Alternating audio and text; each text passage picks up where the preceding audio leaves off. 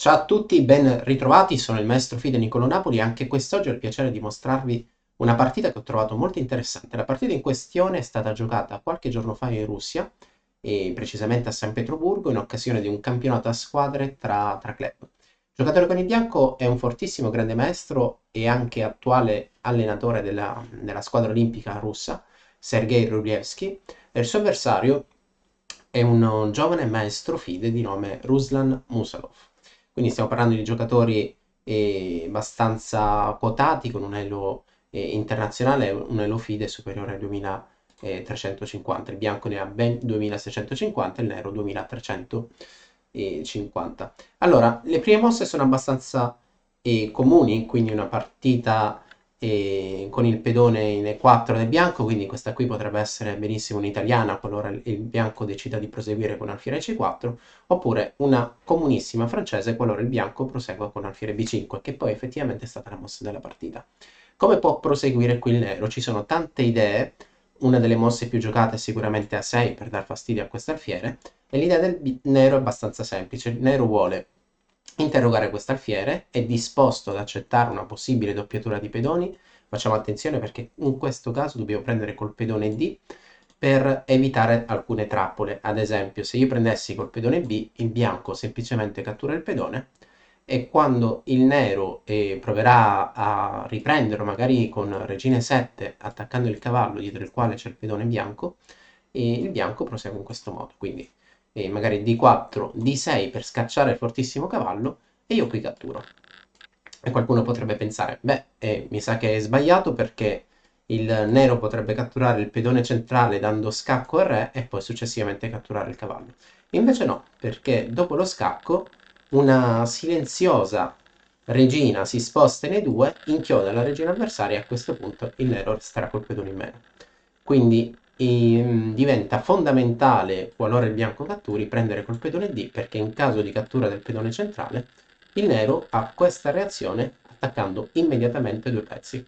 Quindi qualsiasi cosa accada, dopo una possibile mossa di cavallo, il nero riprende il pedone centrale e parità di materiale, non ci sono pedoni al centro della scacchiera e questo dà sicuramente del gioco al nero perché avrà ottenuto la coppia degli alfieri in apertura. Tornando indietro, quindi le mosse iniziali, A6 è chiaramente una mossa possibile. Dopo A6 si potrebbe continuare con l'alfiere che va indietro, che è anche una delle scelte più comuni, ma questo probabilmente lo vedremo in un video successivo. La mossa della partita è stata di 6, quindi a questo punto è vero che stiamo giocando una partita spagnola, conosciuta anche con il nome di Rui Lopez, però c'è stato un rientro in un'altra posizione, perché questa qui, con questa struttura, quindi pedone D6, pedone 5 con l'alfiere di case nere ancora dentro il proprio schieramento, potrebbe anche prendere il nome di partita Philidor. Allora, scusate, il miglior modo per reagire qui contro il nero, che comunque ha fatto delle mosse molto timide, è cercare di aprire il centro. E quindi D4 è la mossa della partita, alfiere D7 per il nero, quindi siamo in questo punto, e chiaramente alfiere D7 mossa necessaria per evitare che l'alfiere bianco continui a inchiodare. Il bianco continua lo sviluppo dei pezzi, il nero fa altrettanto e il bianco fa una mossa importante perché dà tranquillamente le proprie alfiere di case bianche con un'idea. L'idea è semplicemente dar fastidio al pedone centrale. Chiaramente in questo momento se io catturassi al centro, il mio avversario tra le tante possibilità ha anche quella di riprendere il pedone centrale. Quindi cosa accade? Adesso il nero ha catturato il pedone centrale, magari io lo catturo, non mi cattura di alfiere, questa è una posizione un po' problematica perché questo alfiere al centro del nero sicuramente si trova bene e continuare i cambi dei pedoni magari aiuterà il nero perché poi si troverà una coppia degli alfieri pronta ad attaccare la rocco bianco e quindi questa è una posizione che il bianco dovrebbe cercare di evitare. E allora, prima di cambiare, per evitare che il nero abbia controgioco contro il pedone centrale in E4, lo difendiamo. Quindi regina D3 effettivamente è stata la mossa della partita. E a questo punto è il momento di difendere il pedone, perché il bianco voleva catturarlo. E il nero ha deciso di giocare con una mossa come cavallo D7.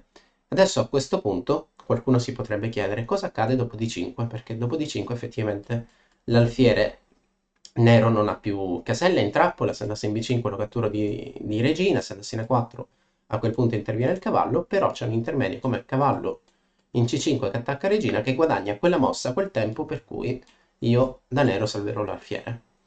Ok, torno indietro, quindi alfiere 3, mossa di sviluppo è stata quella giocata in partita, il nero cattura il centro, io riprendo e il nero è saltato in avanti, è riuscito a saltare in avanti con il suo cavallo dando fastidio perché attacco la regina. E qui la domanda potrebbe essere dove è meglio spostare la regina? In D2 chiaramente sembra la mossa migliore perché coordina immediatamente alfiere e regina sulla stessa diagonale, purtroppo questa cavallo C4 darebbe parecchio fastidio perché adesso attacco B2, la regina dovrà difendere con regina C1, però il nero semplicemente cattura l'alfiere in E3. E quindi a questo punto io cerco di controllare le case bianche, dato che non ho più l'alfiere di case bianche, posizionando la regina in E2, quindi mantenendo il controllo di C4 e poi in futuro chissà anche di G4. La partita prosegue proprio in questo modo, alfiere di 7 con idee ambiziose, probabilmente voglio saltare in G4 e dar fastidio alla regina, e cosa importante, voglio evitare che il bianco mi possa cambiare l'alfiere. La partita continua, quindi arrocco lungo, mossa abbastanza sicura e logica, e dopo che abbiamo arroccato non dobbiamo fare altro che cercare di prendere spazio, prendere iniziativa, quindi dopo che il nostro re è al sicuro dobbiamo cercare di attaccare. La partita continua proprio in questo modo. E qui è interessante questa sequenza, perché è vero che io potrei giocare F4 immediatamente e probabilmente dopo F4 il mio avversario magari continua con alfiere G4 e il cavallo del bianco deve tornare indietro per difendere e dopo dei possibili cambi questa qui potrebbe essere la posizione di partenza, la posizione che andremo a approfondire. E il bianco ha cercato di giocare questa posizione un po' meglio, infatti in partita piuttosto che giocare all'immediata F4 ha deciso di giocare F3 e solo dopo che il nero gioca C6, quindi ha creato un indebolimento della casella D6, decide di essere un po' più ambizioso, quindi questa spinta in F4 dà fastidio al cavallo e la partita prosegue un po' come la posizione che abbiamo visto prima. Qual è la differenza? Che il pedone D6 non è più difeso da altri pedoni e questo significa che l'alfiere nero deve svolgere un ruolo importante, un ruolo difensivo che chiaramente non gli permette di andare a una posizione un po' più attiva. Alfiere D4, il bianco continua il suo attacco, alfiere D4, attacco G7, quindi questo pedone dovrà essere difeso e la mossa migliore, anche se un po' dispiace perché questo alfiere è andato in avanti, poi è andato indietro e sicuramente torna indietro con l'alfiere. Un'idea di sviluppo quindi potrebbe diventare regina in E7 con la possibilità di roccare lungo. Facciamo attenzione che in questo momento il bianco ha un vantaggio di sviluppo e il re del nero è rimasto al centro, quindi quando c'è questa situazione, quando si verifica una situazione in cui uno dei due giocatori è in vantaggio di sviluppo, non dobbiamo fare altro che attaccare e aprire il centro. Allora, torre G1 è la mossa della partita. Coordino due pezzi contro G8 e quindi obbligo il mio avversario a fare un'altra mossa passiva, torre G8. Se intendi migliorare la comprensione del tuo gioco, allora vienici a trovare all'interno dell'Accademia di Matto Scacco. Vediamo quanto è brutta questa posizione perché tutti i pezzi del bianco hanno delle idee. La torre sulla D gioca sulla colonna semiaperta perché in questo momento si trova soltanto un pedone avversario, creando delle minacce contro il pedone D6, poi chissà raggi X, quindi indirettamente anche contro la regina nera. La torre in G1 anche lei svolge un ruolo importante perché comunque si coordina già con l'alfiere e quindi questa è sicuramente una posizione vantaggiosa. Il sogno del bianco, l'obiettivo del bianco sarebbe quello di aprire il centro. Se io riuscissi a fare 5 e evitando che lui possa chiudere con D5, la posizione sarebbe molto vantaggiosa. La partita prosegue, quindi il bianco decide di giocare F5 e limitando l'alfiere di case bianche e cercando di, chissà, prendere un'ulteriore iniziativa con F6. Quindi regina 5 del nero cercando un possibile controgioco, ma cosa importante dobbiamo cercare di dare un senso anche alla posizione del re. Quindi regina 5 vuole cercare di arroccare lungo. A questo punto vi direi di immaginare come possiamo impedire l'arrocco lungo del nostro avversario. Quindi come potremo, perché alla prossima lui arroccherà lungo, ed effettivamente la mossa della partita alfiere qui è l'unico modo che all'istante evita che il nero riesca ad arroccare a lungo. Adesso il piano del bianco è abbastanza facile, quindi se il nero facesse una mossa qualsiasi, tipo A6, non so, magari l'idea potrebbe essere spingere i pedoni, io non devo fare altro che aprire la posizione. E in questo momento ci riuscirò perché spingo al centro e se lui chiude io ho ancora questa rottura centrale supportata da quel pedone bianco che qualche mossa fa è riuscito ad andare in F5 che mi permette di aggredire immediatamente il mio avversario. E dopodiché si verificano anche posizioni divertenti, direi a tratti simpatiche, tipo questa. Se lui mi cattura in E6, io catturo col pedone, adesso che minaccio la cattura di questo alfiere, l'alfiere andiamo indietro, e la posizione che definirei simpatica e interessante è l'ulteriore spinta di pedone. Quindi questo pedone 4 diciamo che ha fatto strada, ha fatto carriera, è arrivato in E7 e a questo punto guadagnerà anche un pezzo.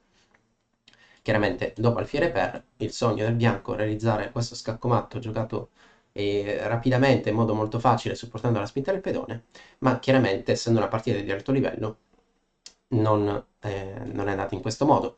La posizione quindi alfiere per F6 e il nero ha deciso di fare la scelta più pratica. La scelta più pratica è giocare con la qualità in meno, quindi catturare un alfiere in cambio di una torre per poi cercare di arroccare.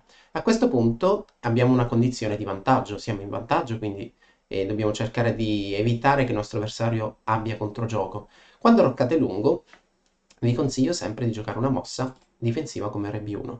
Per quale motivo? Perché il pedone in A2 è sempre il vostro punto più debole, quindi RB1 effettivamente è la mossa della partita, ma è una mossa che cerca di limitare possibili fastidi del nostro avversario. Tra l'altro il Re in C1 è soggetto a questa minaccia, quindi il nero vuole giocare alfiere F6 scacco attaccando il re e poi di conseguenza mangiare la torre in G8.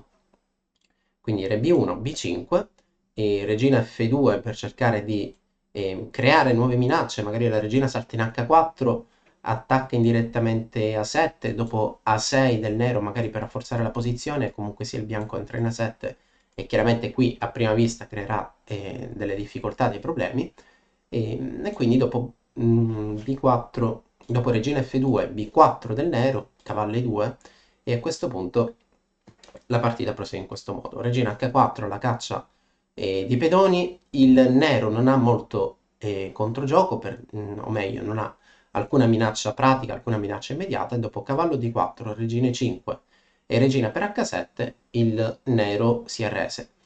E il nero si arrende per quale motivo? Perché il bianco è in vantaggio materiale, ha delle continue minacce, tra cui la presa del pedone F7, un grande ritardo di sviluppo perché l'alfiere in F8 non si può attualmente muovere e quindi questo è diciamo, un approccio che può essere molto interessante da giocare contro un ordine di mosse del mio avversario che dall'apertura spagnola rientra in un'apertura Philidor. Spero che questa partita l'abbiate trovata interessante come l'ho trovata io e appuntamento al prossimo video. Vi ricordo che tutte le partite sono scaricabili e avete la possibilità di vederle nel gruppo studio di Lices che trovate qui nella descrizione. Appuntamento al prossimo video, ciao a tutti! E ora per continuare che cosa posso fare? Beh, innanzitutto ti consiglio di iscriverti al nostro canale in modo tale da non perderti le nuove video lezioni. E poi puoi vedere il video che è stato più cliccato in questa settimana. Ci vediamo, ciao!